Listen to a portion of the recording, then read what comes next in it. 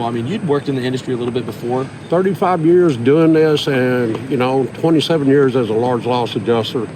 And I wish I'd have met you a long time ago.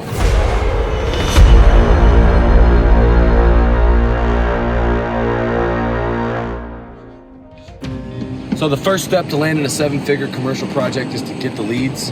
We teach people how to make the cold call, door knock. What's your favorite way to generate a commercial lead? Door knocking, generally. Absolutely, man. You work your way through the gatekeeper. You gotta love the gatekeeper. You have a special way for talking to property managers?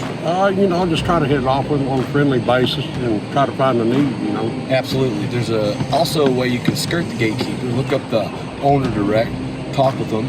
And is that sort of what it was? How did the appointment go here? Well, this one came from, it was a company lead. So I just took it, saw the need, climbed the roofs, met with the board.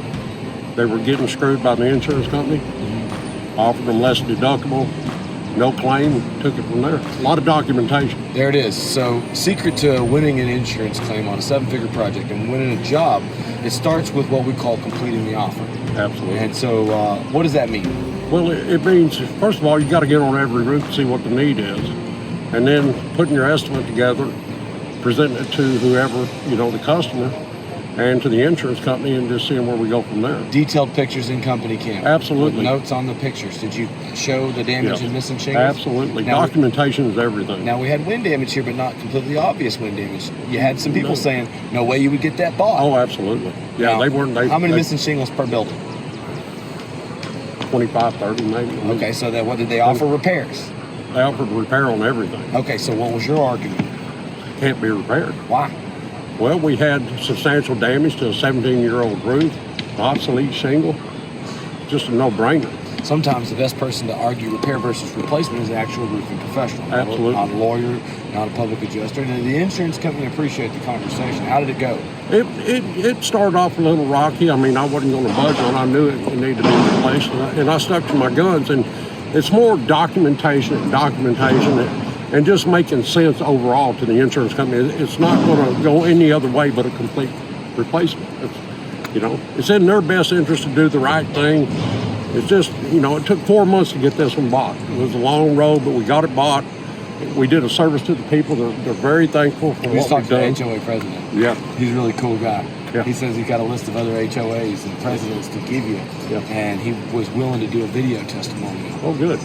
He also works with a hospital and could get us maybe on some hospital roofs. Oh, good. Yeah. So we set that up for you. There's a huge market here. Huge market here. And a lot of the older roofs here, people don't know about the damage. Tell us about this hidden damage epidemic. Well, I mean, if you don't get on the roof, you're not going to see it. That's the first step, is get up and see what you're looking at. Looking for creased shingles. A lot of things, it's not going to be obvious. There's not going to be missing shingles. There's going to be creased shingles, wind lift, zippered shingles. It's just, a lot of times you're going to have flying debris in these storms, that creates the same impact as a hailstorm does. Now, you've gotten, this is the biggest out of the leads. What do you think the most important thing about running the leads is? Well, you got three total, right? 3, yeah. I think the biggest thing is, first of all, you got to get there. You got to talk to the person in charge of the building or customer, and giving them a good, honest inspection.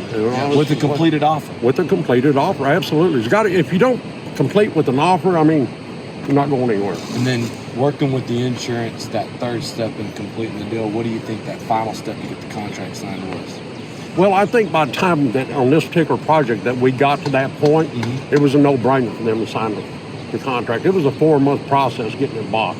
I'd worked with them so close and so many times, and so many meetings, phone conversations, Zoom calls, to get it to where when it was time for them to sign the contract, they just put paper to the ink. It's called reciprocity. A lot of people want the contract signed first. Sometimes you don't get it. HOA, they got to get multiple bids. Did they tell you that up front? They did. They said they needed 3, but we overcame that with just sheer honest hard work. Okay, good. Just honest hard work and keeping in touch with them, letting them know every step of the game, what was going on, where we're going next, what it's looking like.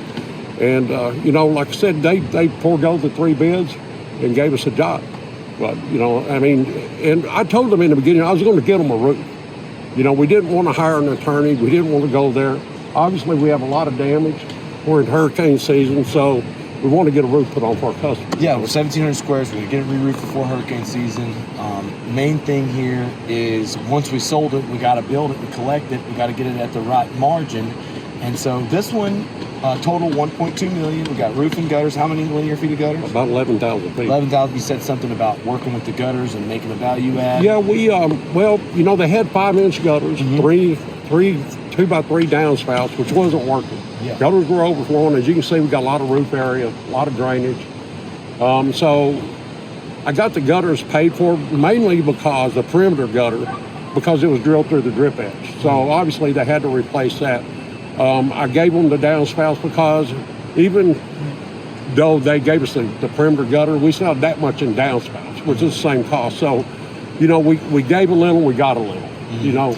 And it was about compromise. When you're working with the HOA, you're showing that you're going to give a little. Then they're not going to go up and beat you up over price. No, not at all. You put the hard work into it. And what do you think the price per square on this is? Over 500. It's over 500 a square. 1,700 squares. Really didn't have to compete against other people. If you want to know how to win the job, it's not always about being the cheapest price. He talked about building value for the customer, working with the insurance claim, putting the sweat equity into it. Now let's give them a little tour of the project. They're doing gutters here, but you shopped around a little bit, increased a little bit of the quality with the shingle. What tell us a little bit about. Well, I've always been a fan of malarkey shingles. You know, I mean, everybody's got their own thing. People like GAF. To me, they're a little thin. You know, they don't lay well. Malarkey's got a great product. They're generally out of our price range, you know. Because of the amount of squares that we had, I was able to work up a great deal with our supplier, and we're getting them shipped out of Texas. So. Big thing is if you're selling something, you got to believe in it. This man believes in malarkey, and so when he's telling that to the HOA, when he's telling that to the property manager, what do you think that does for your credibility? Oh, it absolutely helps it, for sure. I mean, you've got to sell yourself, as you well know. I mean, you preach that to all these young guys, but if they don't believe in you, they're not going to believe in you as a roofing professional. As a roofing professional, and being able to get the job done. And, you know, I'd say it was 50% getting it bought. Now we've got a major job on our hands. We got 300 residents to deal with.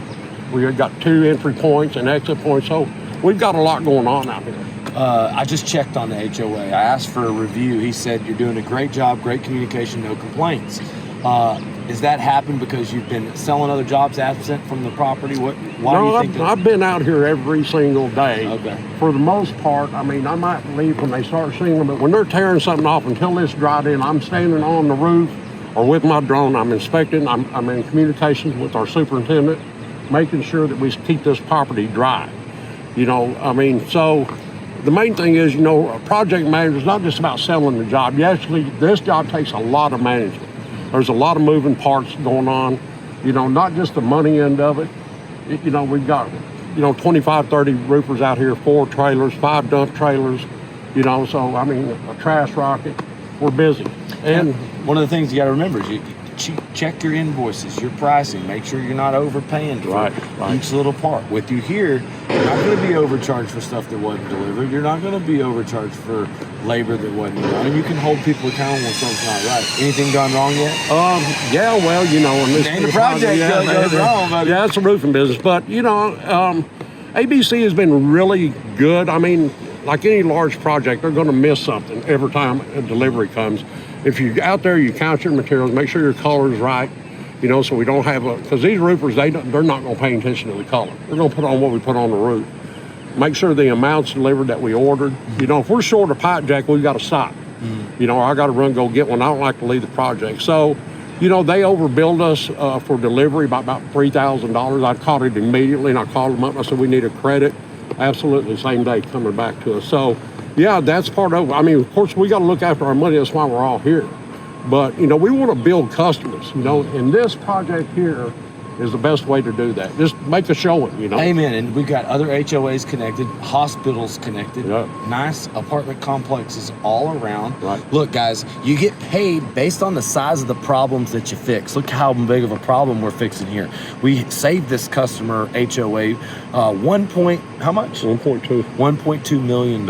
And the beautiful thing about this is, you know, my man Steve here has been working hard with the company. He's been wanting to earn a Rolex. Well, he got enough credit and sales sales just from this one project alone.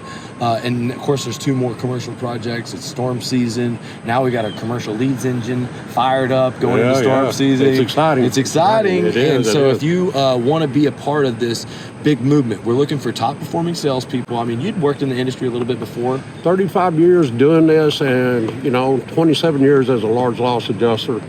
And I wish I'd have met you a long time ago. What's different about working with us? Great people. If you know what you're doing, they're going to let you do what you want to do if you know what you're doing. They're going to give you the lead way to go out there and either make it, break it, or hang yourself. Yeah. So, if you don't know what you're doing, Lee's going to be good enough to teach you. I mean, the school's always there for young guys or young women that want to come in here and learn a great business. I think I get a reputation for being a talker and maybe not a builder. How about the production? How about the level of quality of work? Our quality of work is by far, we stand behind our customers 100%, even if we lose money. And I've seen that happen in Lake Charles where, we had a project go wrong, and it happens. After a few thousand projects, you're going to have one every once in a while, but we made it right, and that's the thing about RRCA that I really do, and I'll never leave RRCA because of that. They stand behind their work 100%, no questions asked. Man, I appreciate you. You did an incredible job. Thank you, buddy. Honored to have you on the team. Honored to be here. Grateful, guys. I know you took a lot of knowledge from this man as a large loss adjuster. You catch more bees with honey. You were agreeable, and even though you were fighting with the adjuster, did you lose your cool with him? No, I come close a couple of times just because if you take a desk adjuster that writes $1 million claims, 99% of the times they haven't been in the field. Mm-hmm. So it's getting your point across and, reasoning. You got to be stern. You got to be stern. You got to know where your margins are. If you don't build your estimate, you don't do your pre-cap, you're not going to know what you can give up. These guys don't understand that. What's the pre-cap? The pre-cap is knowing exactly what the job is going to cost. If you don't know what the job's going to cost, then don't even try and sell commercial. You don't deserve to, because this man saved money by shopping the material around. Right. Saved money by doing proper job site management. And then that allowed you to have a negotiation with the industry. It did. It allowed us to give them up the gutter. In fact, I gave up this building here. This is the only building we didn't. It didn't get bought. It didn't get bought. But you went ahead and gave it up, and our margins are still great. Yeah. So we gave up 5,000 feet of gutter. We gave up 40 squares of roofing. But we're still where the HOA needs us to be. It's where we need to be. All that I care about is the end margin, and this one's going to turn up great, and you're on it to make sure it turns up great. Right. So guys, you can learn a lot of lessons. Success leaves clues. Steve Moriearty is one of the top guys that have ever worked with RRCA. And if you like this content, you could be the next guy doing this for yourself, for your own company, or in the next storm, doing it with us. Like and subscribe to this this video, and tune in to the next episode. Hey, buddy, we'll be seeing you on the next big job, buddy. Yes, sir. Yes, you will.